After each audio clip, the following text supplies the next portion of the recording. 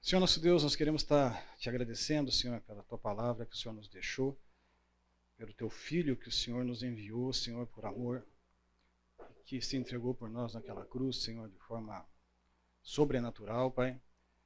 E nós estamos aqui reunidos por causa desse sacrifício, Senhor, por causa desta união, por causa do teu Espírito que o Senhor nos enviou, Senhor, e por causa do teu amor para conosco.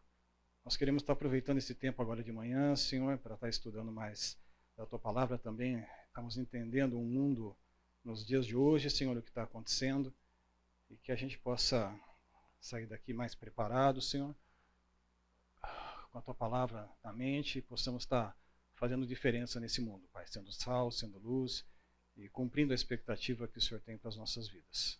Em nome de Jesus. Ok, pessoal. Se a gente for ver a descrição do curso, é meio comprida, né? Fala lá de judaísmo, cristianismo, islamismo, né? Assuntos atuais. Mas está muito baixo aí? Tá, eu não quero colocar muito alto por causa dessa tossinha aqui, mas vamos lá. Então, esse é um assunto realmente que nós não temos como fugir, né? Ele não é somente um assunto espiritual, digamos assim. É um assunto que está entrando nas nossas vidas no dia a dia.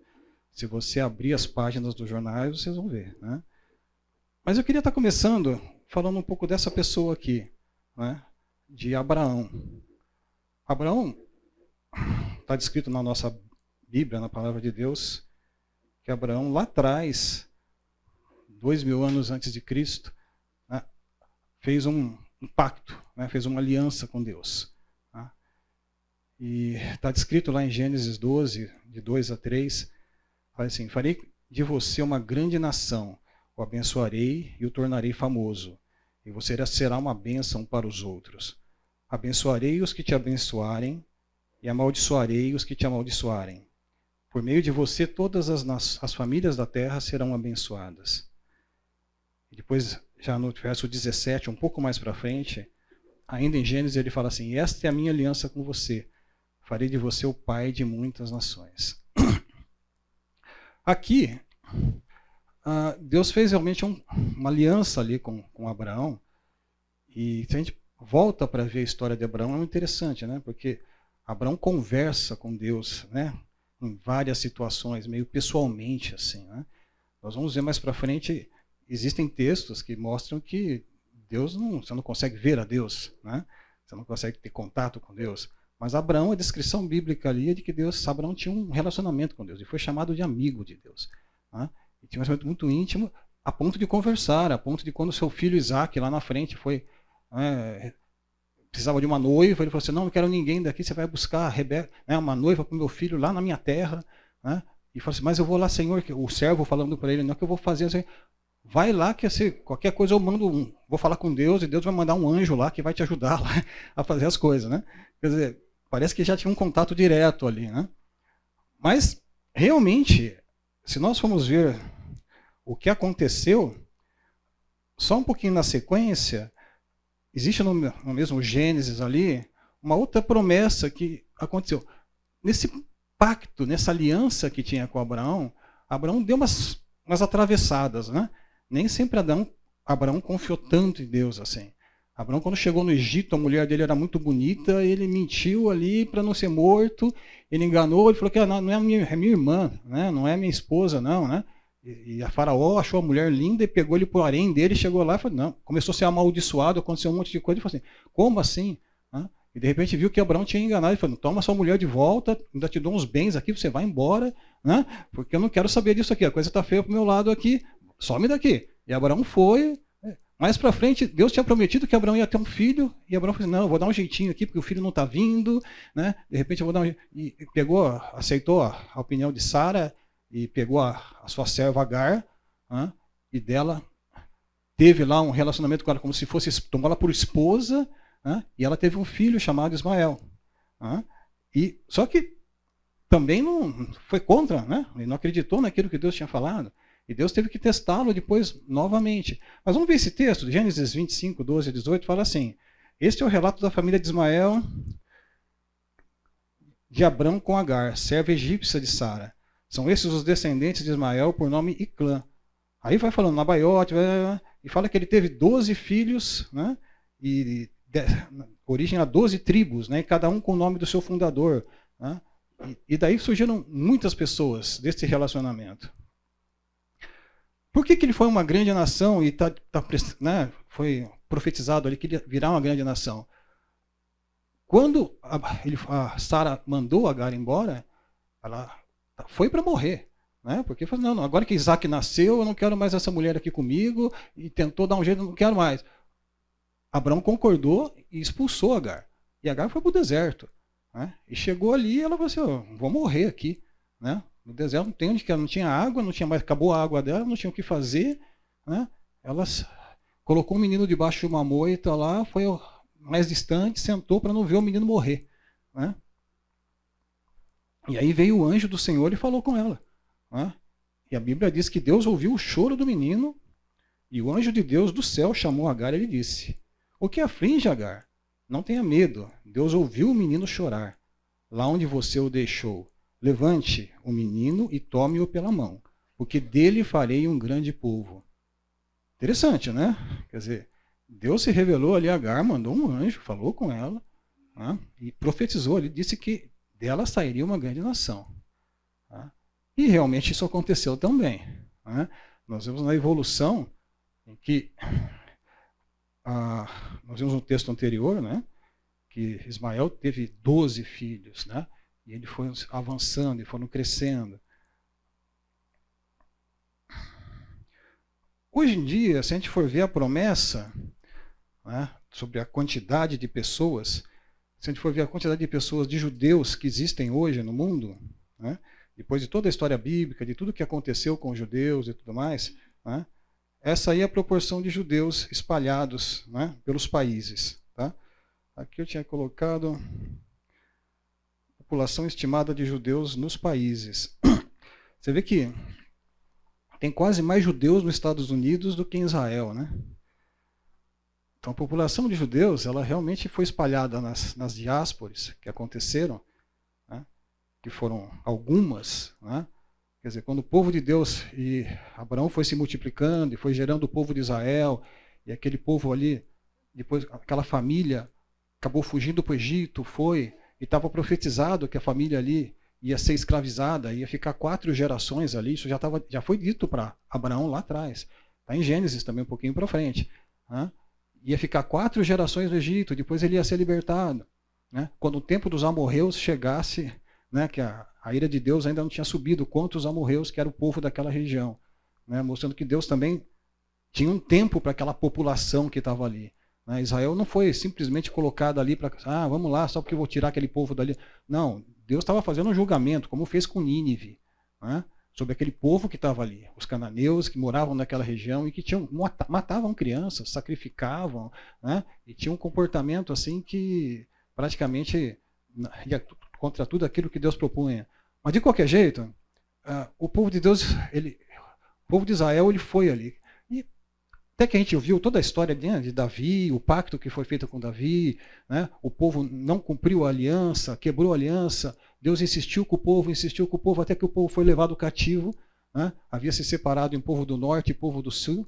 Né? O povo de Israel, que ficou no norte, e depois o povo do sul, que era Judá, que eram 2 tribos, e ficou até que os 2 foram invadidos e foram levados cativos para a Babilônia.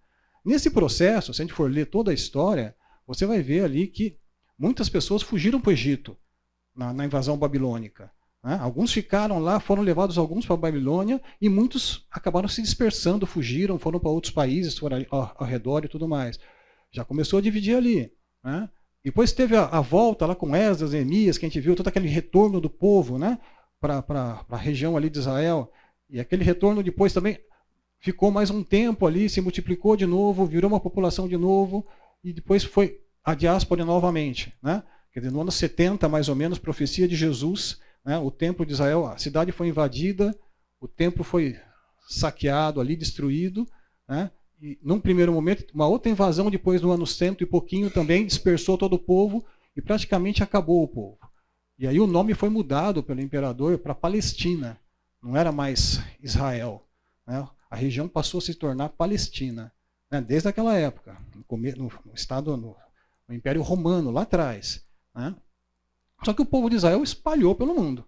Né? Então vocês veem pelos países aí, né, que tem judeu para todo lado. Judeu de etnia judaica. Né? Gente que tem lá ascendência direitinho, né? E a etnia judaica espalhada. Se a gente for ver o povo árabe, existe também, aqui não estou mostrando o gráfico do mundo inteiro árabe, né? Creio que deve ter árabe também espalhado muito, mas o árabe nunca saiu ali daquela região. Né? Então os descendentes de Ismael, que tem uma etnia mais árabe, né, que são os árabes de hoje, eles ficaram muito ali naquela região, né, do Oriente Médio. Né? E essa é uma região muito importante. E você vê que, quando a gente para focar um pouco mais em cima do Oriente Médio, você vê que tem várias etnias ali. Né?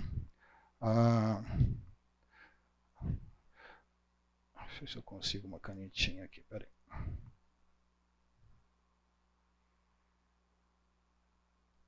Isso. Aqui, toda a parte amarela, né, que nós estamos vendo é a parte dos povos árabes. Né? Você vê que aqui na parte mais verde, né, existe a parte do povo persa, a parte do Irã. Né? Aqui em cima são turcos. São etnias diferentes. Né? O turco não é árabe. Né? A gente fala que é tudo igual, né? Mas o turco não é árabe e o persa não é árabe. Né? São coisas diferentes. Né? E são etnias diferentes e são, né, ocupações diferentes. Né?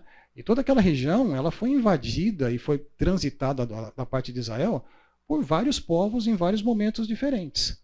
Tá? E por isso que também virou toda essa, né, essa bagunça. Se você vê o povo judeu em si, né, tem aqui, né? Nesse cantinho azulzinho aqui somente, tá?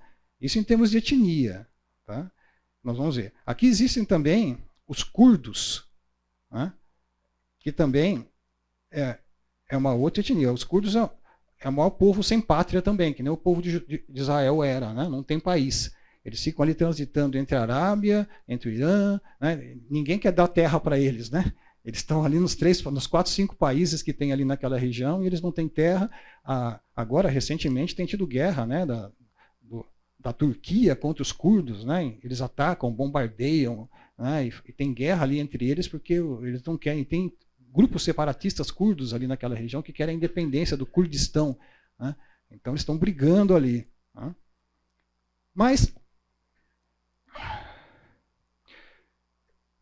independente da parte de etnia, nós vemos então que tem a parte também da religião. Né? Quer dizer, da parte da religião, de Abraão, né, surgiram as 3 religiões maiores monoteístas que existem. Né? Hoje, na nossa realidade aqui no dia a dia, com quem a gente convive. Né? A gente convive com, né, os cristãos, no geral, que nós vamos chamar entre os protestantes, os católicos e os ortodoxos, né, que são uma variação ali do catolicismo, que tem lá do lado dos países europeus, né, e naquela região. Nós temos o judaísmo, da onde nós saímos, e nós temos o Estado, né, o islamismo, que não é o Estado Islâmico. O Estado Islâmico é uma organização dentro do islamismo, né, mas nós temos o islamismo. Então, esses 3 grupos são monoteístas, né, e os 3, entre aspas, dizem que Abraão, né, foi o seu ancestral chave lá atrás. Tá? E se você pegar o Alcorão fala de Abraão também. Né? Se você pegar, né, o judaísmo, conhecemos o Velho Testamento, né?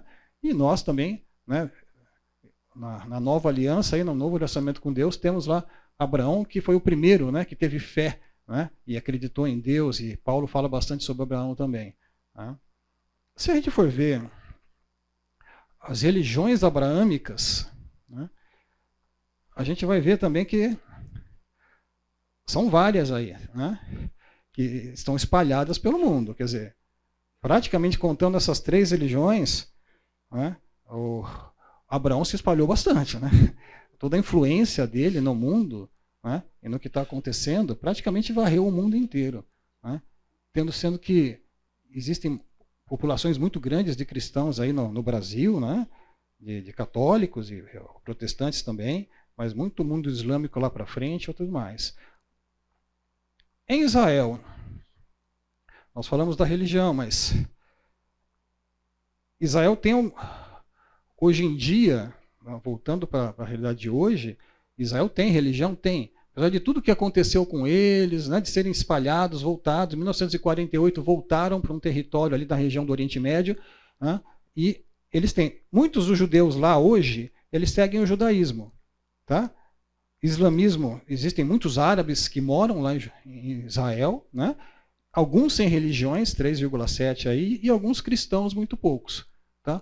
Então, existe uma diferença que nós temos que fazer entre aquilo que é judeu, aquele que segue o judaísmo, né? E aquele que é o cidadão israelense. Né? Quer dizer, o Estado, né? O país em si é uma coisa, a religião é uma outra e a etnia é uma outra. São todas coisas diferentes. Né? Tem muito israelita que é árabe, né? Muito israelita que é brasileiro, né? Que mora lá, que às vezes até nasceu, mas tem parentes, né? E migrou para lá. Então, existe essa junção de coisas. Né? Mas o Estado de Israel hoje, ele tem essa característica. O israelita, ele não, você não classifica ele do judaísmo. Eles falam que fazem parte do judaísmo. Né? E nós vamos ver isso na próxima aula, vamos estudar um pouquinho mais sobre o judaísmo em si. Eu queria voltar lá na raiz de Deuteronômio, a gente vê toda a evolução disso, o que aconteceu no período intertestamentário ali, né, quando estavam no exílio e voltaram do exílio, as invasões que aconteceram ali naquela região, né, dos judeus, a influência que teve do Império grego, persa, depois grego, né, depois romano, né, e que influenciou ali todo o pensamento do judaísmo, aquela coisa toda, até os dias depois de Cristo, a diáspora e a separação, e depois de tudo que aconteceu. Tá? Mas hoje, se a gente for ver o judeu hoje, o judeu tem muita gente, como está nessa estatística, aí, 42% dos judeus israelenses se definem como seculares. Então é aquele que é judeu só no papel. Né? Ele não pratica, não vai, não faz. Né?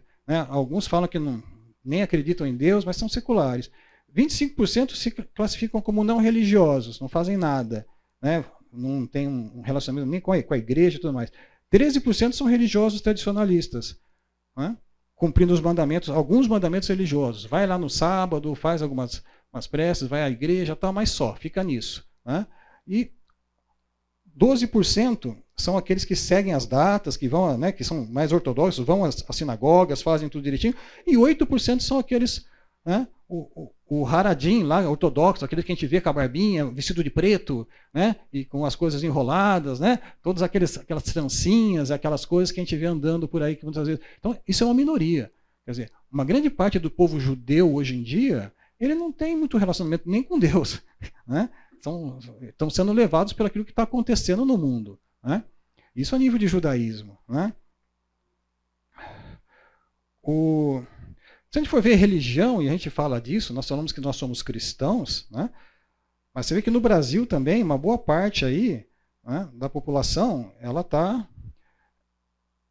também devagarzinho, que era uma população quase 100%, né, 90%, 80% de católicos e cristãos, o Brasil também está se secularizando. Né, também está se afastando de Deus, né, e muitas vezes por causa das escolas, daquilo que é ensinado nas escolas, do grande evangelismo, né, do próprio ateísmo que existe hoje, está se afastando. Mas ainda o Brasil ocupa um topo lá em cima, tá vendo?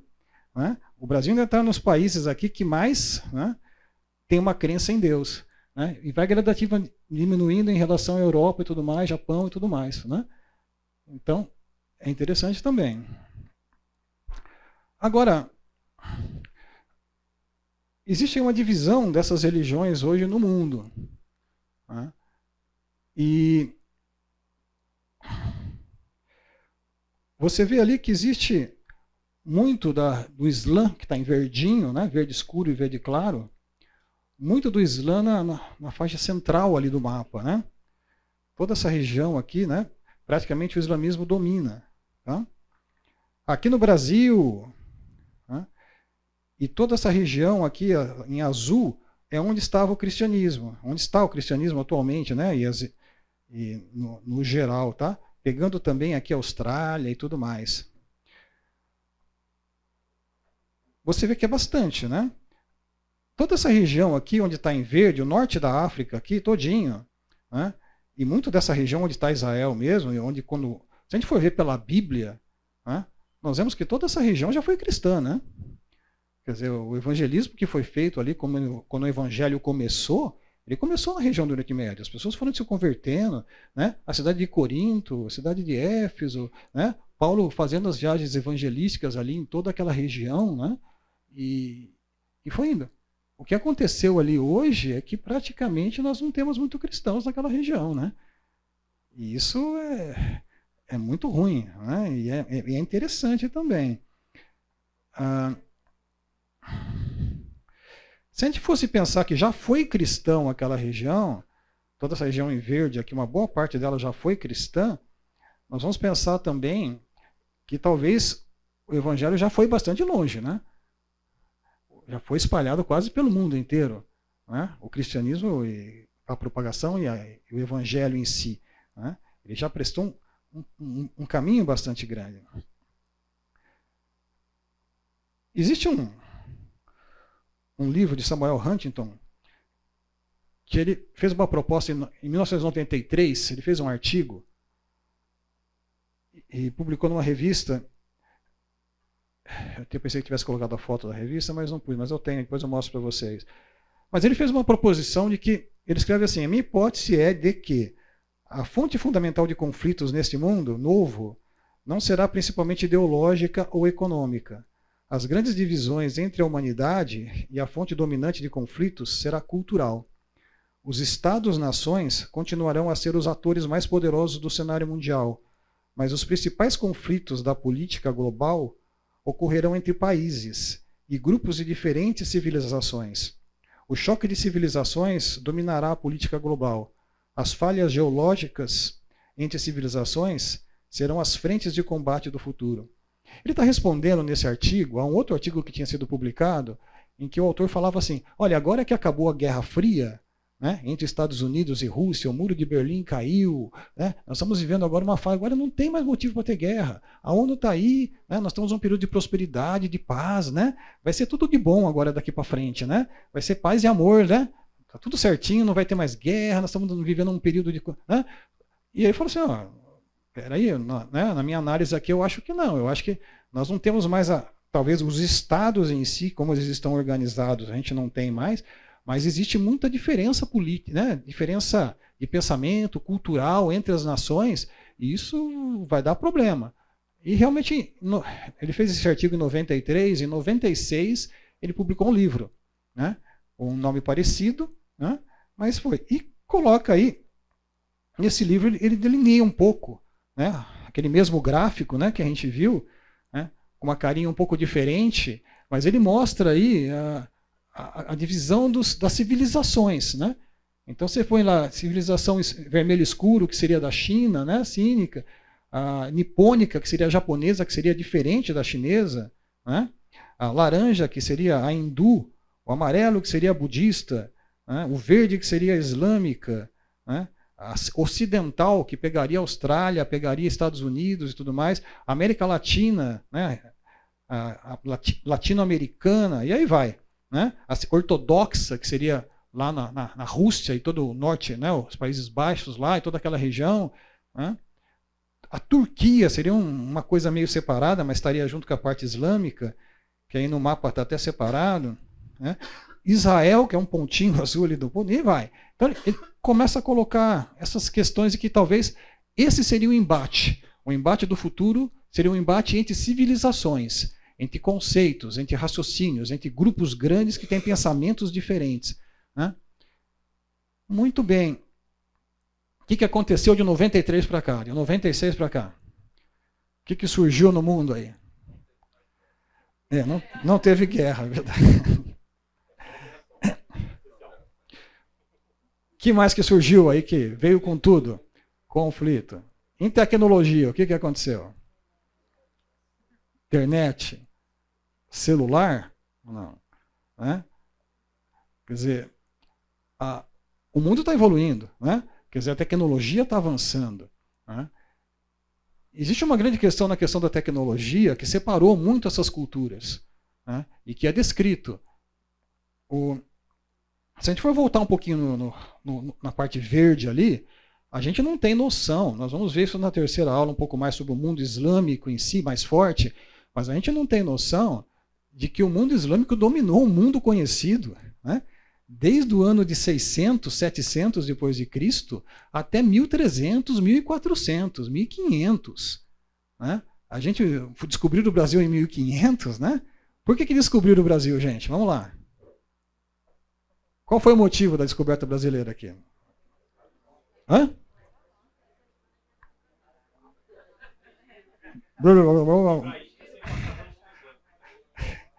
Exatamente. Quer dizer, qual que foi a mudança entre... O que inaugurou a Idade Moderna? Por que teve as navegações? O que inaugurou a Idade Moderna foi a queda de Constantinopla. Vocês lembram Constantinopla? Hoje chamada de Istambul. Né? Foi feita por Constantino, né? Que era a sede do Império Romano, né? Do Oriente. Né? E foi atacado pelo Império Otomano. O Império Otomano fez uma bazuca, um canhão de 20 metros de altura para derrubar a muralha da cidade. Né? Deram um tiro lá, derrubou metade da muralha e os caras invadiram. Né? E quando teve a queda de Constantinopla, né? O que aconteceu? Todo o trajeto... Estou sem um mapinha aqui, mas a Turquia, hoje em dia, você sabe que é a sede do mundo ali, naquela regiãozinha ali, né? Quer dizer, todo o trajeto que vinha aqui do Oriente, ó, da Índia, né? De toda aquela região lá, passava por aqui, ó, né? Passava pelo estreito de Ósmo ali, né? É Ósmo, né? Bósforo, exatamente. Eu já fui lá e não lembro, hein? Mas o de Bósforo passava tudo por ali. Então a rota da seda, né, o comércio chinês, as especiarias que vinham da Índia, tudo passava por ali. Né? E dali passava por Veneza, que é a Itália ali e tal, passava, e chegava na Europa. Né? Tanto que Veneza começou a cair demais depois que interrompeu esse trajeto. Né? Toda aquela pujança de Veneza começou a ir para baixo. Constantinopla também foi fechada. Os islâmicos fecharam Constantinopla. Não tinha mais trânsito. O que aconteceu? O pessoal tinha que inventar um jeito de sair dali e conseguir chegar até a Índia, chegar até a China. E aí começaram as navegações. Né? Por que teve navegação em Portugal? De onde eles tiraram a tecnologia para ter navegação? De onde veio a bússola? Na verdade, veio da invasão islâmica. Né? Quando teve lá em 610, mais ou menos, que o Maomé começou as suas empreitadas e saiu ali né, fugiu para a Egira, foi de Meca para Medina, né, e depois ele veio, invadiu, começou todo esse burburinho, e eles começaram a invadir tudo. Né, e foram invadindo, e foram introduzindo aqui no norte da África. Ó. Eles foram entrando por aqui, foram invadindo, e a invasão como é que era dos islâmicos naquela época? Nós vamos ver mais detalhes mais para frente, mas a invasão era assim, você aceita o islamismo? Né? Recita aqui, né? Allah é o único Deus, Maomé é o seu profeta. Aceita? Não, não aceita, morre. Pum. Próximo. Você aceita? Ah, não aceito, Maomé. Ah, tá bom, então, próximo. Era assim. Quer dizer, ou aceitava ou morria.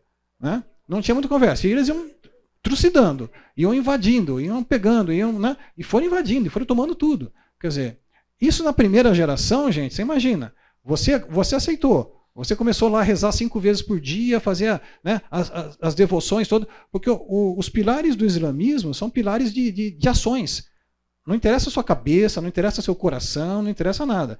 Você tem que recitar, né, a confissão, você tem que fazer jejum uma vez por ano, lá de um mês, você tem que dar esmolas, você tem que ir para Meca uma vez na vida, né, e você tem que fazer as 5 vezes por dia, tem que rezar. Né? Sentar no chão, né? Fazer as orações. Não interessa o que está na sua cabeça, não interessa o que você está fazendo, você tem que ir lá. Fez esse ritual todinho, você é um muçulmano, né? Você está seguindo o islamismo e você está tudo certo. Quer dizer, é muito simples para fazer parte, assumir o negócio e ficar na boa. E aceitar a dominação. Você não precisa fazer mais. Então, eles foram indo, foram invadindo. Então, eles tomaram aqui todo o norte da África, tomaram toda a região do Oriente Médio, tomaram tudo, e chegaram a invadir Península Ibérica. Né? E eles foram trucidando tudo dentro da Península Ibérica. Eles entraram ali com os exércitos, né? Mas não eram exércitos tão grandes, mas o pessoal menosprezou, né, os islâmicos. E com um exército de 50 mil pessoas, né, naquela época talvez fosse bastante, né? Mas eles foram entrando e foram invadindo. E eles pararam na cadeia de montanhas que tem ali na divisão com a França. Porque ali foi difícil de lutar, tinha que subir a montanha, tinha que descer, e eles travaram ali. E os portugueses fugiram lá para o norte, também numa cadeia de montanhas que tem na Península Ibérica, lá em cima, e ficaram escondidinhos lá, né, esperando a chance de poder voltar. E lá para 1400 e pouquinho, eles, entre 200, começaram a ter algumas revoltas, e devagar eles foram expulsando os islâmicos ali, devagarzinho, até que conseguiram, né, dominar novamente. Mas toda a influência, né, que ficou, e essa região, e essa época aí de invasão, né, de 700 até 1400, é tempo demais, gente. Né? É o tempo de vida do Brasil hoje. Né? Eles dominaram tudo naquela região. Né? Toda a influência política, a influência cultural. Você pensa que o azulejo português é bonito? É árabe. Né? O alface é árabe. Né? O alfabeto, os números, né? 1, 2, 3, 4, 5, 6, é árabe. Né? O arroz, tem um monte de coisa assim que você vai vendo, né? É tudo influência da cultura. A medicina desenvolveu demais. Por quê? Porque os cristãos daquela época eles não podiam abrir o corpo humano, né? Era pecado. O árabe abria tudo, trucidava tudo, fazia anatomia, e operava, e fazia tudo, enquanto o cristão não podia fazer. Então a medicina evoluiu muito com o povo árabe durante aquele projeto todo. Entendeu? Então toda essa cultura, toda essa coisa... Né? Por que teve a navegação? Também porque quem que era bom em navio, que tinha barco? Os árabes. Os árabes ensinaram ali na Península Ibérica, e pela cultura que ficaram séculos ali, eles introduziram a navegação, os barcos, a bússola, né, a utilização das estrelas para poder fazer a navegação e tudo mais, e com isso foi avançando. Né? Com isso eles foram crescendo e foram... Então, Portugal, depois que voltou e eles conseguiram redominar aquela região, né, e eles tinham barcos, tinham aprendido, eles falaram assim, precisamos pegar as navegações para aprender, então vamos tentar dar a volta. Nessa tentativa de dar a volta pela África ali por baixo, Colombo foi parar nos Estados Unidos, né, e aquela coisa toda, né, dos ingleses, tanto ingleses quanto portugueses estavam nessa busca, em dar a volta pela África e chegar na Índia. Então surgiu tudo isso, o próprio descobrimento do Brasil. Mas essa questão todinha, todo esse império que existia do mundo islâmico, e que foi muito grande, né, eu tenho um livro em casa lá sobre... Né, a cultura islâmica, nossa, mas é um monte de arte, um monte de coisas lindas e maravilhosas, né? Foi um tempo de apogeu assim muito grande, que eles geraram muita coisa, nível de escultura, nível de mesquitas, né? de arquitetura, de um monte de coisa. Só que o que aconteceu? Eles foram voltando, e eles foram perdendo gradativamente. Mesmo assim, ainda ficou-se muito tempo, né, nesse apogeu. Você vê, 1500, né? Quando o Brasil foi descoberto, na verdade, foi quando começou ali a Idade Moderna, foi quando a invasão de Constantinopla. Então, 1500 ainda tinha. Né? O Império Otomano estava tomando toda aquela região. Só que o Império Otomano era o quê? Era islâmico, mas era árabe. Turco. Né? O Império Otomano era turco. Né? E eles, como Império Otomano, eles também vieram invadindo, tomaram lá Constantinopla e desciam por todo o norte da África, dominavam tudo naquela região. Né? Então, a Turquia também já foi muito grande. Né? E eles perderam dominação com o passar do tempo. Principalmente por causa da Primeira Guerra Mundial e Segunda Guerra Mundial. Na Primeira Guerra Mundial, teve toda essa decadência ali da África, naquela região todinha. Os ingleses, os franceses começaram a dominar o norte da África, começaram a entrar naquela região. Eles começaram a perder dominação, né? Mas ainda dominavam ali toda a região do Oriente Médio, toda a região da Grécia, toda aquela região ali. Né? Mas quando veio a Primeira Guerra Mundial, eles se uniram com a Alemanha. Né? E quando perderam a guerra, né, eles perderam todo aquele território, inclusive a Palestina. Né, que foi perdido. Então, existia ali uma reação dos árabes daquela região de tentar tomar aquela região da Palestina, e eles queriam colocar os poucos judeus que existiam ali para trás. Foi aí que começou o movimento sionista, tá, que nós vamos falar um pouco mais na próxima aula. Mas... passado aquele tempinho, eles perderam. Quando teve Segunda Guerra, 1945, Primeira Guerra em 1917, por aí, né? Segunda Guerra em 45, eles se uniram de novo com a Alemanha, né? E perderam de novo. Né? Quer dizer, então, eles foram divididos ali naqueles países, e o Oriente Médio foi reestruturado em países, em estados, né? Que foi uma divisão toda diferente, que é a divisão que nós temos hoje, Síria, Iraque, né? E e Emirados Árabes, toda aquela região ali, em termos políticos, ela foi feita uma nova divisão. Tá? O que acontece hoje com o mundo islâmico também? Eles ainda sonham em reviver aquele Estado Islâmico, né? aquele islamismo antigo. Então, todos eles têm aquele sonho de nova coisa. Poxa, como é que nós chegamos a ter uma influência mundial tão grande, né? E agora estamos assim tão pequenos, né? E a gente não apita nada, não manda nada, quem manda, né, no mundo são outras pessoas. Onde é que entrou a questão? Nós começamos a falar nisso por causa de tecnologia, de celulares, né?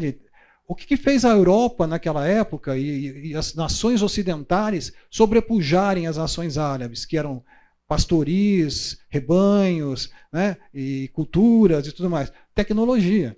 Quer dizer, o mundo ocidental começou a se industrializar, começou a ter um monte de coisas industriais, de ter aparelhos, de ter invenções, de ter ciência, com o iluminismo na Europa e tudo mais, tudo isso foi aflorando. Né?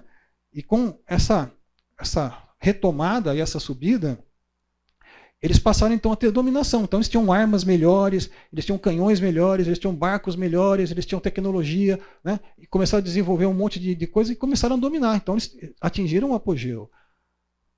Voltando para os dias atuais, existe realmente uma grande ânsia do povo árabe, do povo toda aquela região de Oriente Médio, e novamente voltar a ter um poder maior nas mãos, uma influência maior nas mãos. Né?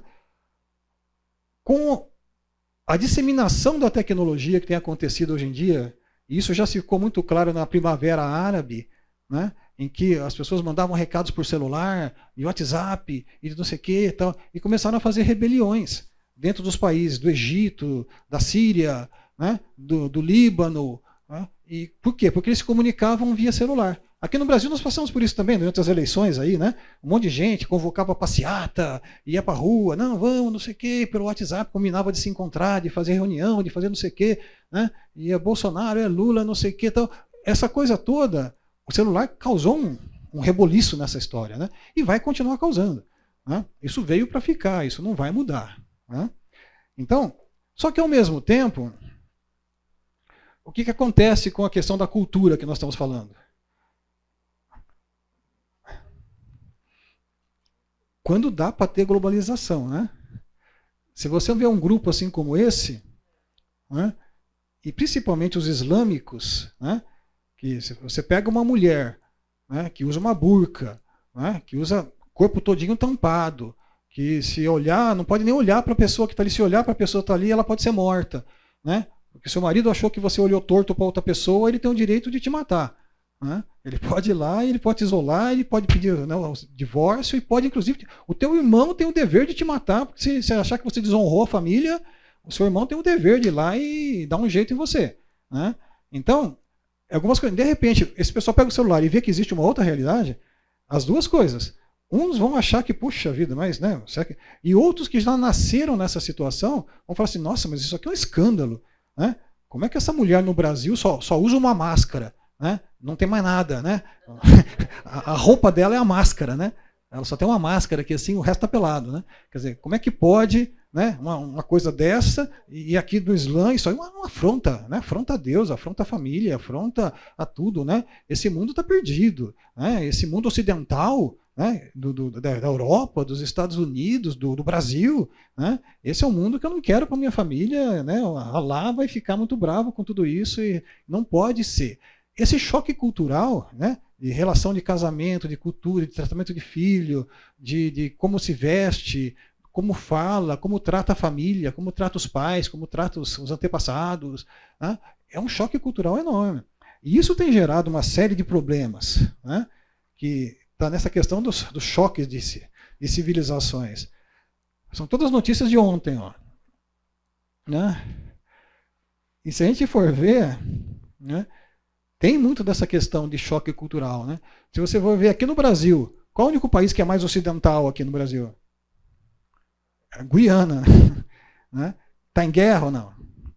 Né? Então a Colômbia está querendo lá, né, invadir a Guiana lá, por causa de gás e petróleo, mas a Guiana tem uma coisa mais francesa ali, né, europeia, aquela coisa, e a América Latina, né, se você for ver China e Japão, Coreia e Japão, né? Se você for ver Rússia, né, e Ucrânia, o mundo ocidental versus o mundo ortodoxo ali, né, se batendo de frente, né, a Israel com as pessoas que estão ao redor, né, quer dizer, esse choque cultural ele tem acontecido, né, e tem se espalhado pelo mundo. É só isso? Creio que não, né? Tem outras brigas, mas tem se você pegar todo o norte da África, Níger, você vai ver que está tendo um monte de guerra ali, né, naquela região. E está tendo essa mudança de estrutura no mundo. Né? O mundo, o pessoal quer, a China, vocês têm visto nas notícias do jornal, né? Quer dizer, o Lula tem falado muito nisso, né? Existe uma nova ordem social. Né? Nós queremos sair da ordem social em que manda os Estados Unidos e vamos fazer uma nova ordem social em que a China vai ter hegemonia junto com a Rússia e o Brasil quer entrar nessa ordem mundial nova, em que não vai ser mais o dólar que vai mandar na economia, mas vai ser uma outra moeda, né? e tudo mais. Então, tudo isso é interessante. Não falei nada de Bíblia até agora, né? Mas vamos voltar para o segundo momento da aula, então. Vamos entrar um pouco mais em alguns versículos. Mas eu estou tentando dar uma contextualizada para a gente entender mais ou menos a nossa situação atual. Né? Ainda tem mais coisa aqui que a gente precisa entender, né? Antes da gente poder passar a estudar um pouco mais, a voltar no passado, aí, estudar um pouco mais sobre Israel, ver a influência que Israel teve, né, com o judaísmo, e tudo o que aconteceu depois que Israel foi tirado lá, né, a formação de toda a tradição judaica, né, e que isso, como esse judaísmo dos 4, 5 primeiros séculos influenciou muito a formação do Alcorão, a formação desse mundo árabe e dos conceitos árabes, que são muito parecidos com o judaísmo. Né, nos livros, né, o Alcorão tem lá o Alcorão e tem a tradição islâmica. O judaísmo tem a Bíblia, né, a Taná, que é o Velho Testamento, mas tem o Talmud, né, e que veio depois. Né? Então, todas essas comparações são muito interessantes, né, e que ajudam a gente depois a entender melhor onde é que nós estamos hoje, como é que nós chegamos aqui. Tá bom? Vamos para o intervalo, então. Nós estamos falando, então, na questão dos choques de civilizações, né, e a ideia dessas guerras, que vai ser uma coisa mais cultural, e parece que tem se concretizado esse tipo de ideia. Samuel Huntington. Eu queria chamar a atenção de você para alguns textos aí do Velho Testamento. Livro de Daniel, capítulo 12, verso 4. Né? E nas profecias de Daniel, é um livro escatológico no final, né? Ele recebe muitas revelações de Deus ali, como seria o final dos tempos, os impérios e tudo mais. E existe ali esse versículo que fala assim: mas você, Daniel, mantém essa profecia em segredo. Sele o livro até o tempo do fim, quando muitos correrão de um lado para o outro e o conhecimento aumentará. Acho que dá para a gente vestir a camisa, né? Hoje em dia, né? Eu corro pelo menos de um lado para o outro o tempo inteiro. Eu acho que o conhecimento está explodindo, né? A capacidade de a gente ter acesso a isso, né? Com a internet, com o computador, com o celular, com, né, inteligência artificial e companhia limitada, né? Então, chama um pouco a ideia de que talvez nós estejamos nos aproximando do fim, né? Acende uma luzinha, né? Porque tem acontecido, várias coisas têm acontecido. Escatologia é um assunto que a gente sabe que tem muita divergência, né? Muitas teorias, muitos caminhos diferentes, né? Mas tem. Mateus 24:3 fala assim: mais tarde Jesus assentou-se no Monte das Oliveiras, seus discípulos vieram até ele em particular e perguntaram: diga-nos quando isso tudo vai acontecer, que sinal indicará a sua volta e o fim dos tempos? Jesus respondeu: não deixem que ninguém os engane, pois muitos virão em meu nome dizendo: eu sou o Cristo, e enganarão a muitos. Vocês ouvirão falar de guerras e ameaças de guerras, mas não entrem em pânico. Sim, é necessário que essas coisas ocorram, mas ainda não será o fim. Uma nação guerreará contra outra, e um reino contra o outro. Haverá fome e terremotos em várias partes do mundo. Tudo isso, porém, será apenas o começo das dores de parto. Então vocês serão presos, perseguidos e mortos por minha causa. Serão odiados em todo o mundo. Muitos se afastarão de mim e trairão e odiarão uns aos outros. Falsos profetas surgirão em grande número e enganarão muitos. O pecado aumentará e o amor de muitos esfriará. Mas quem se mantiver firme até o fim será salvo. As boas novas a respeito do reino serão anunciadas em todo o mundo, para que todas as nações as ouçam. Então virá o fim. Bom, dá para vestir a camisa aqui também, né? Quase tudo que a gente está vendo aqui está acontecendo, né? E entre o evangelho, né, chegar a todo mundo, né, com o celularzinho aqui, né? Quer dizer, a gente viu que praticamente o mundo inteiro já foi evangelizado, entre aspas. Mas existe uma aldeia indígena, não sei aonde, que não viu, né?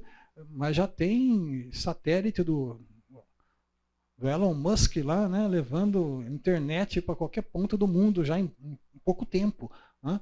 Então, nós estamos chegando numa realidade agora, que eu não sei a nossa geração como vai ser. Obviamente que todas as gerações, né, desde Paulo já falavam assim, não, vai ser urgente, vai ser a próxima, está com os dias contados, agora, né, não tem mais jeito, vai ser agora, tal. Essa urgência é grande. A gente sabe disso, né? Stephen Hawking, né, avisem que temos apenas 100 anos para deixar a Terra. Já morreu, né? Mas ele fez uma pesquisa lá com a revista, ele soltou um artigo, né, em que ele dizia que por causa das mudanças climáticas, epidemias, crescimento populacional desordenado e até as colisões de asteroides, então os fatores responsáveis pela nossa necessidade de sair rápido de casa. Eu digo para meus pacientes no consultório, eu sou cardiologista, né, de que a gente não precisa ficar preocupado com o apocalipse, com Israel voltar para o povo lá da Judéia, então, você vai ter um infarto primeiro e vai morrer antes, né? Não precisa ficar preocupado, né? Quer dizer, a gente morre muito mais rápido do que essas coisas talvez aconteçam, né? A morte é certa, né? Tiago fala que a vida é um vapor, né? É muito depressa, né? Você acha, eu estou aqui hoje, talvez a semana que vem não esteja, né? Só Deus é que sabe, né? Ele controla a nossa vida. E vocês estejam atentos a isso. Vocês estejam com as suas velas, né, acesas, né, as lâmpadas com óleo, né, mantendo uma comunhão com Deus, porque a nossa vida é muito rápida e é muito frágil, né? A gente está discutindo esses assuntos aqui porque estão acontecendo, né? Nós temos que discutir porque é a nossa realidade, mas nós temos que estar preparados em comunhão com Deus e levando uma vida, né, de devoção a Deus. Muito bem. Se vocês forem ver ali, voltando para o choque de civilizações aqui, a gente vê que a parte verde ela toma todo o mapa na parte central, né? Que é o mundo islâmico hoje. Então, toda essa região aí, e ainda não está colocado aqui, né? Essa região aqui da Grécia, que tem muito, mas a região da Turquia, né? E outras, da Ásia Menor e outros lugares que também são. Né? Tem muito islâmico entrando hoje também na Rússia, né, na China, invadindo outros lugares aí, né? Vocês estão vendo a invasão que está acontecendo de islâmicos na Europa, né, pelas migrações, né? Esse é um dos principais livros que eu estou lendo aqui para dar essa aula, é escrito por teólogos alemães, né? Que lá a quantidade de islâmicos que migraram para lá, da Turquia, da Síria, de outros lugares, hoje eles já são milhões de pessoas, né? Tem um rapaz que eu vejo às vezes no YouTube, que é um alemão, um brasileiro alemão que mora lá em Berlim, e ele solta uns vídeos, né? E ele vai contando o que está acontecendo lá em Berlim, né? No dia a dia dele, ele vai falando das coisas que estão acontecendo lá. Mas ele está desesperado, né? Porque as passeatas agora com a guerra de Israel, né, o pessoal indo para a rua e pedindo um califado na Alemanha, né? E ele fala, Deus do céu, né? Quer dizer, os caras estão, né? E quando chega numa certa quantidade de pessoas, e eles vão invadindo e vão se multiplicando, vão tendo filhos, vão casando. O islâmico não pode, a mulher islâmica não pode casar com um homem não islâmico, mas o islâmico pode e deve casar com mulheres não islâmicas, né? Para trazê-las para o islamismo e para ter filhos. Então eles vão se multiplicando e vão crescendo, vão se multiplicando e vão crescendo. Então hoje em dia não existe aquela jihad, né, como colocada no dia a dia, aquela briga, ou aceita ou morre, pá, aquela coisa tão forte, mas eles vão se infiltrando através da migração, da invasão. No Brasil hoje já tem mais muçulmanos do que batistas, mais islâmicos do que batistas tradicionais, né? principalmente ali na região do Sul, Foz do Iguaçu, aquela região toda, né? O Lula já deu um terreno enorme para fazer uma mesquita enorme lá em Brasília, né? Então, eles estão chegando. Né? Não é aquela coisa assim, não existe aquela estatística super alta, mas eles estão se infiltrando. Né? Com as migrações agora e as guerras para lá, né? Estão aceitando, né? Migrantes que vêm, e eles vão se espalhando, vão tendo filhos, vão criando famílias e vão introduzindo. E é uma ideologia, uma religião ali que você entrou e não sai mais. Né? Você não vai ver. A não ser em países como o Brasil, que ainda tem chance de você deixar de ser islâmico e você fugir para um outro lugar, que não tem muito. Agora, se você estiver num país ali onde tem uma maioria de islâmico, deixar o islamismo é praticamente impossível. Né? A gente insiste no evangelismo nesses países, né, de mandar missionários para lá. Então, se você for ver a efetividade disso, é baixíssima. Né? As pessoas que se convertem nesses países. Obviamente que tem países que são menos como o Brasil, por exemplo, países então lá asiáticos e outros lugares em que o evangelismo é muito efetivo. E tem muitas pessoas se convertendo. Né? Mas tem lugares, principalmente nessa faixa verde, aqui nessa parte principal, que é muito difícil você conseguir levar à frente, porque as barreiras são muito grandes. Inclusive, do próprio país. Quando a gente vai ouvir falar, nós vamos estudar sobre o Islã político. Né? O Islã, religião, ele tenta cada vez mais se tornar o Islã político. Porque o Islã político ele passa a dominar o país. E quando ele domina o país, ele institui a Sharia, que é a lei islâmica. Né? E aí passa a dominar aquilo. Aí você não tem escolha. Né? O Estado foi dominado pela religião. Agora é uma teocracia, né? Como aconteceu no Irã. E aí você não tem mais escolha. Então ou você obedece, ou vai embora. Né? Então essa região do mundo aqui, né? Do Irã, Iraque, Arábia Saudita, Iêmen, né? Nós estamos vendo tudo o que está acontecendo aqui. Né? E a Turquia aqui em cima, né? Que também hoje em dia, com o Erdogan, né? Quer dizer, ele está se vocês têm visto as notícias, eles têm se virado contra Israel, né? E têm feito passeatas enormes, e aquele exército, nuvem de pessoas vestidas de vermelho, né? E gritando palavras de ordem contra Israel, e que vai se voltar contra Israel, e que vai invadir Israel, né? E está instituindo lá. Essa igreja, a igreja de Santa Sofia, né? Que fica lá em Istambul, né? Que é um cartão de visita, né? Se vocês já foram visitar lá, isso era uma basílica, né? E a basílica se tornou uma mesquita, né? E depois tinha se tornado um museu. E agora Erdogan, agora 2 meses atrás, voltou a tornar mesquita outra vez, né? Quer dizer, então, né? O que me motivou muitas vezes a começar a estudar esse assunto foi uma viagem para a Turquia, né? Há uns anos atrás aí que eu fiz. E às 5 da manhã começava a tocar lá os minaretes, que são essas torres aqui com alto-falantes, né? E os minaretes começam a chamar os membros, os fiéis para oração antes do nascer do sol. Né? Você tem que orar 5 vezes por dia, né? E recitar todas aquelas ordens, e começa já de madrugada. Né? Quer dizer, então você imagina se você tivesse que fazer isso, né?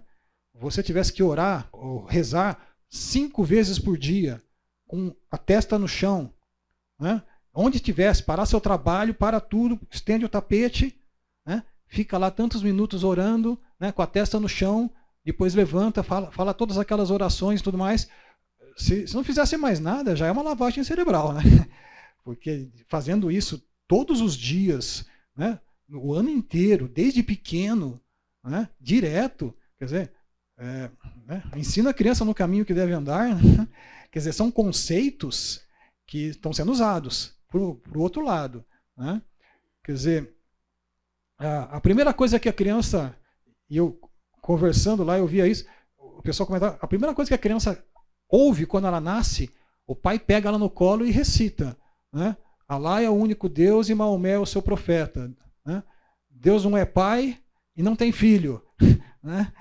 Quer dizer, existe uma cultura ali que é repetida, que é colocada. Né? E isso é dito repetidamente várias vezes, de diversas formas, todos os dias. Então, isso me chama muita atenção, porque todas as pessoas ali, você pergunta quem é Jesus.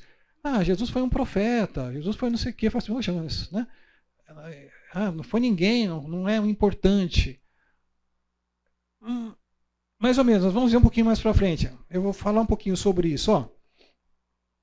Aí é o teatro lá em Éfeso, né, onde Paulo foi levado, né, e o pessoal queria trucidar Paulo, né, porque ele estava falando contra a deusa Ártemis, né, dos Efésios, e aí estava atrapalhando a economia deles ali, né, aquela coisa. E é uma cidade que essa rua que está aqui, ela dava aqui num golfo que hoje está vazio, era um rio que tinha aqui, isso aqui era ligado com o mar.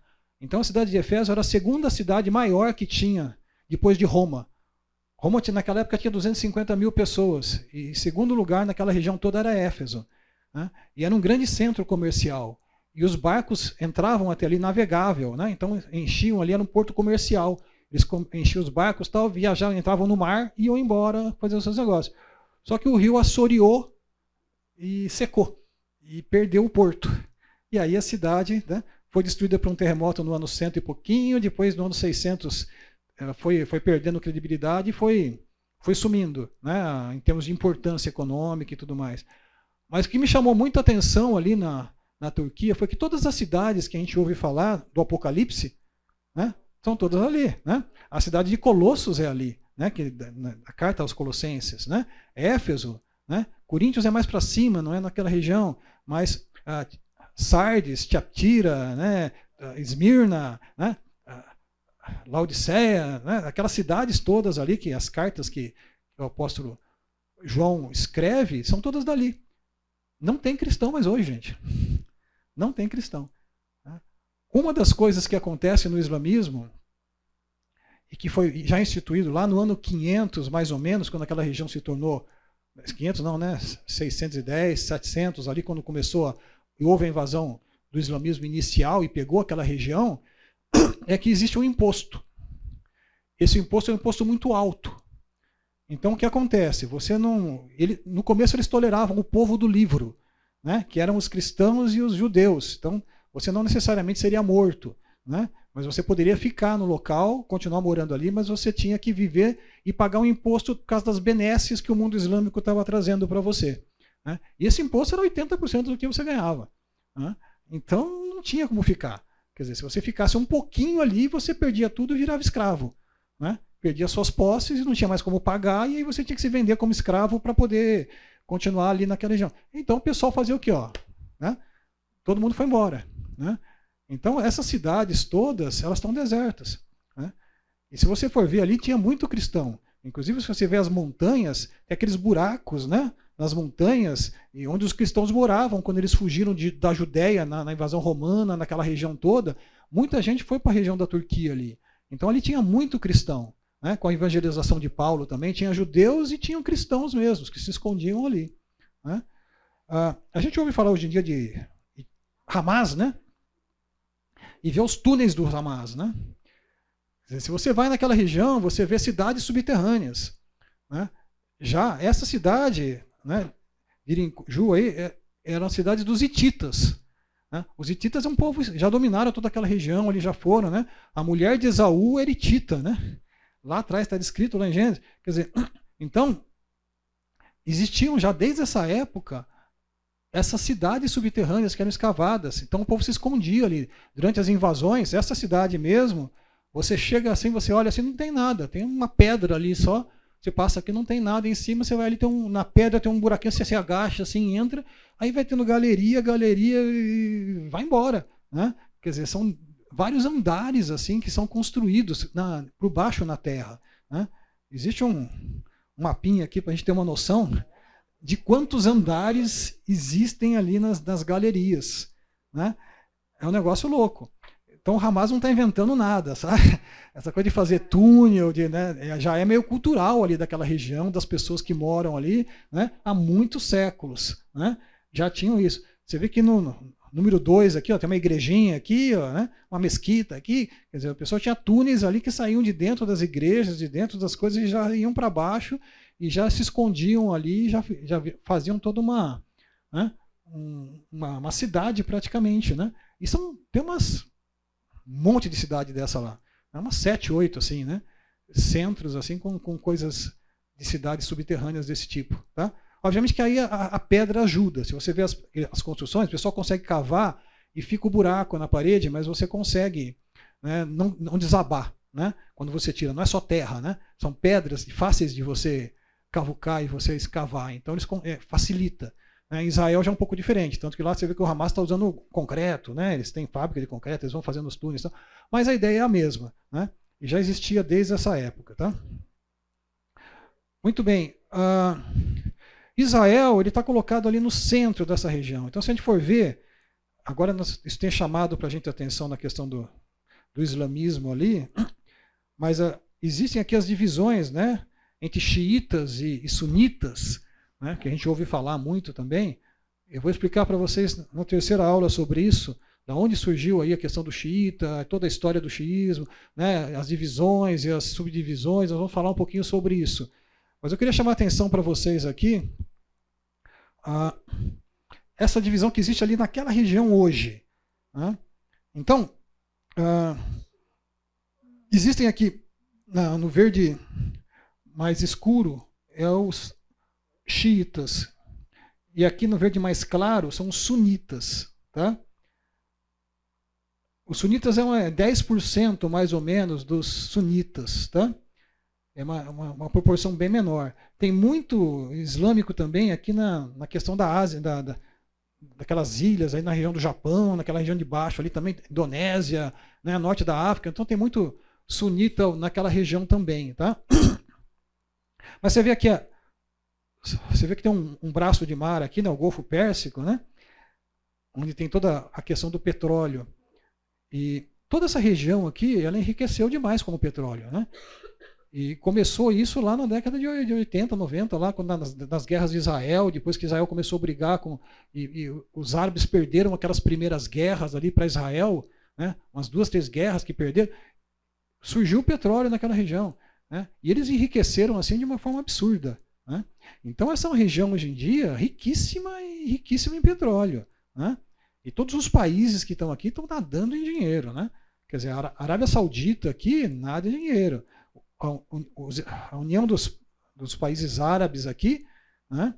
Que é dos Emirados Árabes Unidos, né? Que tem as cidades que a gente vai visitar lá, né? Como é que são as? Abu Dhabi, né? Dubai, né? Estão virando pontos turísticos, né? E que são riquíssimas, né? Com construções maravilhosas, né? A Arábia Saudita mesmo está fazendo uma cidade aqui, não sei quantos quilômetros, né? 200 quilômetros, né? Um negócio assim, uma cidade linear assim, cortando o deserto de lado a lado, assim, com vegetação no meio, né? e prédios laterais, assim, com casas e tudo mais, e um trem no meio de alta velocidade. Né? O projeto está caminhando, está andando. Eles querem correr atrás lá dos Emirados Árabes Unidos lá para também ostentar. Né? Mas esse dinheiro, o Catar, que financia o Hamas, está aqui, ó, né? Nessa região. Quer dizer, também de petróleo. Né? Quer dizer, toda essa região aqui, ó, é Irã. Né? E, então, o Iêmen, né? Onde está tendo agora as guerras, os mísseis lançados ali, que declarou guerra contra Israel, também nessa região. Né? Então, uma parte sunita aqui, em verde claro, e tem uma parte agora aqui que é xiita também. Né? Só para a gente ter uma ideia de sunita e xiita, para vocês não ficarem no vazio, né? O que aconteceu? Quando Maomé morreu, Maomé não tinha familiar. Ele tinha filhos e os filhos tinham morrido. Ele tinha uma filha, Fátima. Né? E essa filha, ela tinha filhos pequenos e tal, e tinha o marido de Fátima, que poderia ser parente ali que poderia assumir o califado. Mas ele foi preterido em relação ao sogro do Maomé, outras pessoas que já estavam com ele ali no exército dele e que passaram a ser califas. Tá? Então Ali, que era o que devia ser da família de Maomé, não foi, né, colocado como califa, como chefe do exército e tudo mais, e ficaram os quatro. Ali passou a ser califa quando foi o quarto. Então passou 3 antes dele, aí ele entrou. Quando ele entrou, o pessoal achou, agora a família de Maomé vai assumir o negócio.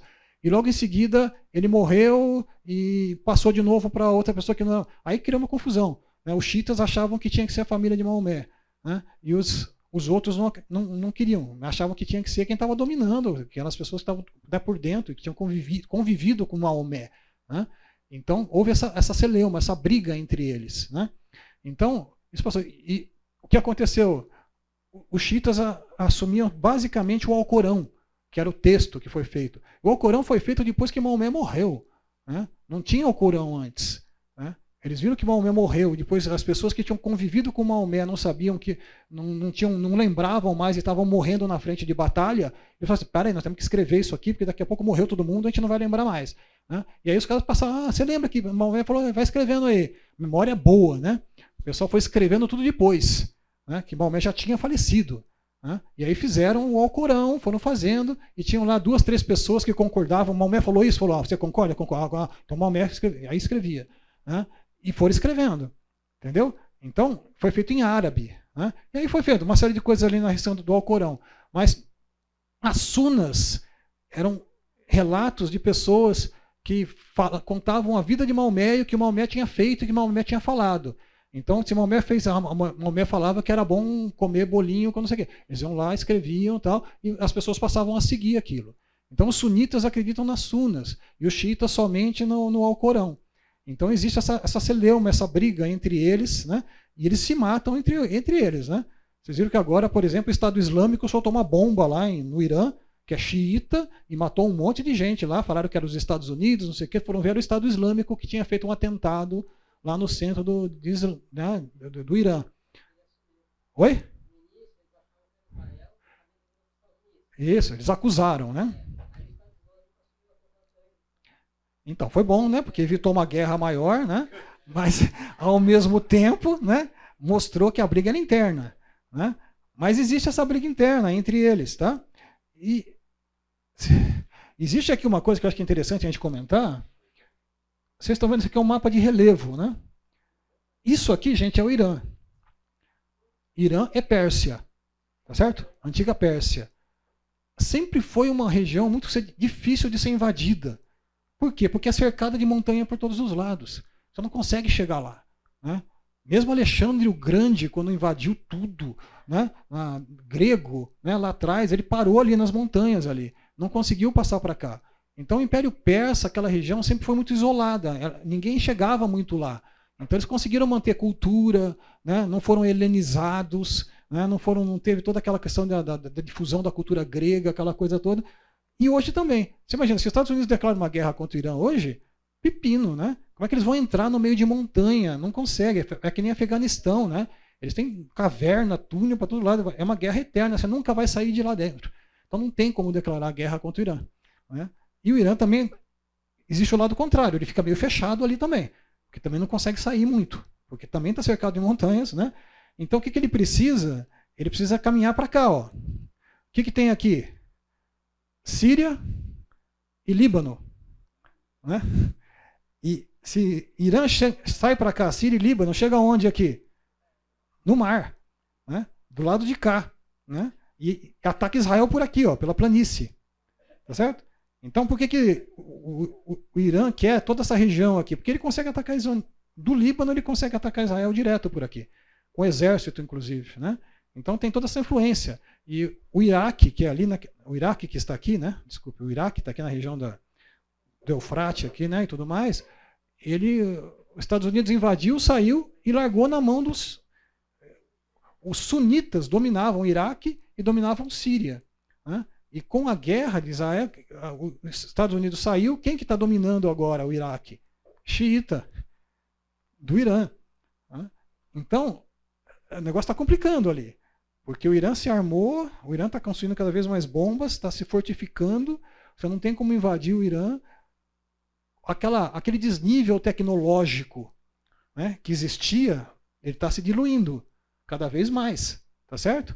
Por quê? Porque Rússia, foguete, você vê que o Irã está construindo mísseis balísticos, Coreia do Norte, né? O negócio está começando a ferver ali. E a tecnologia está se igualando. Então, daqui a pouco eles vão ter. E se eles conseguirem uma bomba nuclear, gente, aí foi, né? Quer dizer, porque aí eles vão ter um poder enorme na mão. E aí nós vamos entrar na questão da geografia. Geografia, para falar um pouquinho só, aproveitar que a gente está aqui. Né? A questão de Israel ali. Né? Por que é tão importante isso? Né? Jerusalém fica aqui em cima, ó, de uma montanha. Tá certo? Toda essa região para cá é desértica. Por quê? Porque aqui é um deserto de... Eles chamam, não sei como é que chama isso, mas o vento vem, bate aqui, chove nessa região toda aqui e aqui não tem mais água. Né? Jericó, por exemplo, fica aqui embaixo, né? Nessa região. E é um oásis, uma região de deserto que tem lá. Né? Jericó, na época de Jesus, um pouco antes de Jesus, era de Cleópatra. Né? Cleópatra, Marco Antônio tinha dado para Cleópatra de presente, Jericó, que era um oásis. Tinha plantas, tinha água, era uma coisa maravilhosa. O castelo de Herodes era em Jericó. Né? Então, e Herodes comprou de Cleópatra. Né? Então, só detalhe. Né? Mas, então, toda essa região é importante. Agora, quando você vê lá, por que Israel invadiu as montanhas de Golã? Né? Porque o pessoal atacava de cima para baixo. Então ele teve que atacar aquela região ali, divisa com a Síria, e dominar aquela região, porque é uma região alta. Cisjordânia, onde hoje, e tem regiões importantes ali, a gente fala assim, pô, mas Israel está invadindo ali, está fazendo assentamento, né? Israel não sei o quê. Hebrom, por exemplo, onde Abraão enterrou Sara, né? Fica na Cisjordânia. Né? São cidades clássicas ali. Então tudo isso são coisas que têm a ver com a geografia. Então Israel Jerusalém é alto, Cisjordânia é alto. Se Cisjordânia ficar sobre a mão do inimigo, eles atacam de cima para baixo, os mísseis. Então, toda aquela região da Palestina é uma região de planície. Então é fácil do pessoal vir. Então sempre foi área de muito deslocamento entre pessoas. Então aquilo fez parte de todo mundo. Um monte de gente dominou aquilo ali durante a história. Né? Era de muitas pessoas. Ok. Vou falar um negócio aqui. Até que horas vai a nossa aula? 11. Vocês já ouviram falar de escatologia islâmica? Quem já ouviu? Põe, levanta a mão aí. Nossa, muito pouca gente. Tá. Escatologia islâmica, gente, o Alcorão praticamente não fala de escatologia, mas os hadiths, né, que são os escritos que foram escritos da tradição islâmica, fala muito. Né?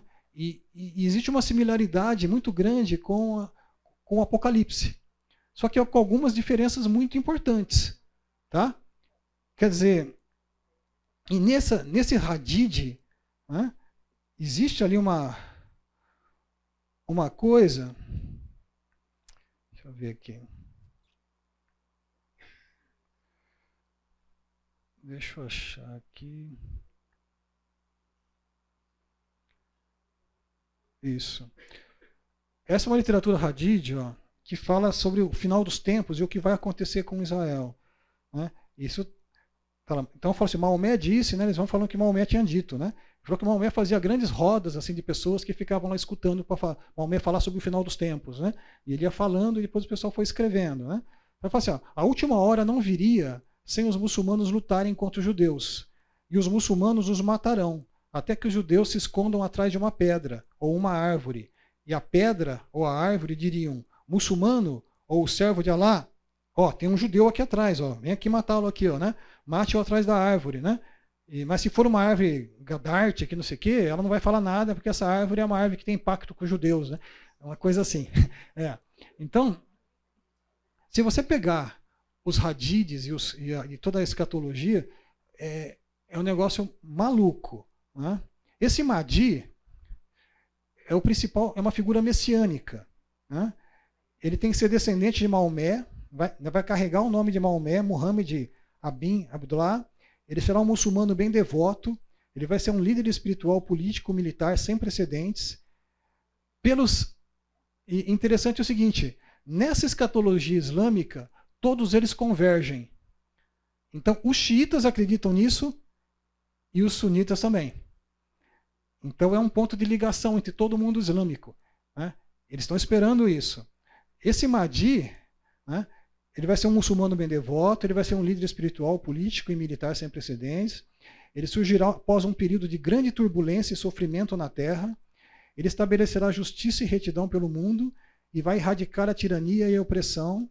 Ele vai ser um califa, né, e o imã, que é o líder espiritual e líder político dos muçulmanos em todo o mundo. Ele vai unificar o mundo islâmico. Ele vai liderar uma revolução mundial e vai estabelecer uma nova ordem mundial. Já ouviram falar de nova ordem mundial? Né? Ele liderará uma ação militar contra todos aqueles que se opuserem a ele. Ele invadirá muitos países. Ele fará um tratado de paz de 7 anos com um judeu, de uma linhagem sacerdotal. Ele conquistará Israel para o Islã, e liderará os fiéis muçulmanos em um massacre, uma batalha final contra os judeus. Ele estabelecerá um novo quartel-general islâmico mundial em Jerusalém. Ele vai governar por 7 anos, possivelmente 9. Ele vai fazer com que o Islã seja a única religião praticada na Terra. Ele vai aparecer cavalgando num cavalo branco. E ele usará para argumentar com os judeus e fará com que alguns deles se convertam para o Islã. Ele também irá redescobrir a Arca da Aliança no Mar da Galileia e a trará para Jerusalém. Ele terá poderes sobrenaturais de Alá sobre o vento, a chuva e as plantações. Ele terá e distribuirá grandes quantidades de riqueza. Ele será amado por todas as pessoas da terra. É meio complicado, né? É meio complicado. Né? Então, esse Mahdi, gente, né?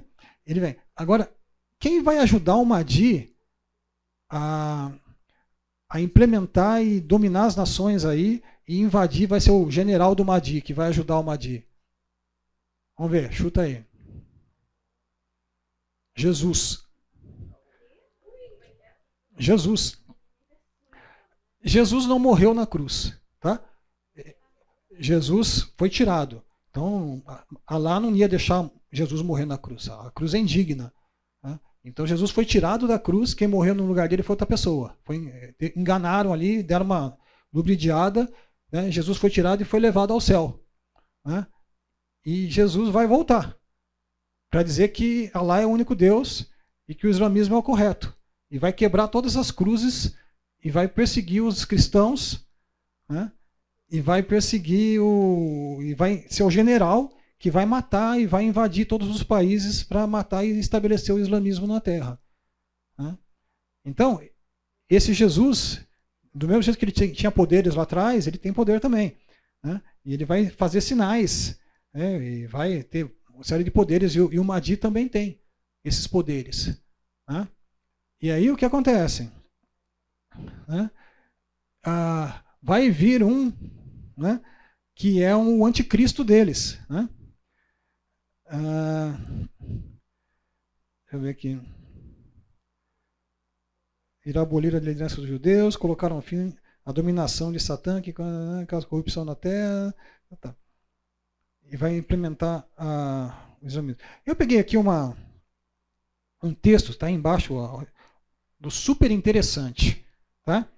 Estou pegando um texto aqui para vocês não... Porque tem vários livros na Amazon, né, que você pode pegar lá, que falam sobre... Né, eu tenho aqui um livro, o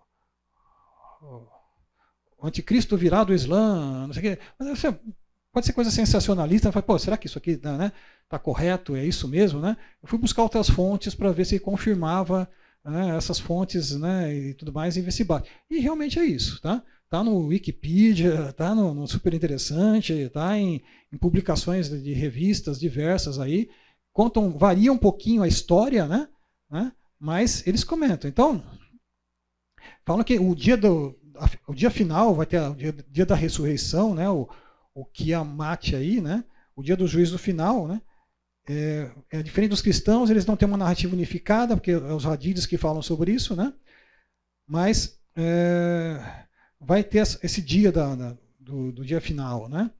Então, assim, segundo certos hadiths, o fim dos tempos virá em estágios. O mundo estará corrompido e cheio de injustiça, e os muçulmanos serão oprimidos. Né? Outros sinais serão... Então, tem sinais maiores e sinais menores. Tá?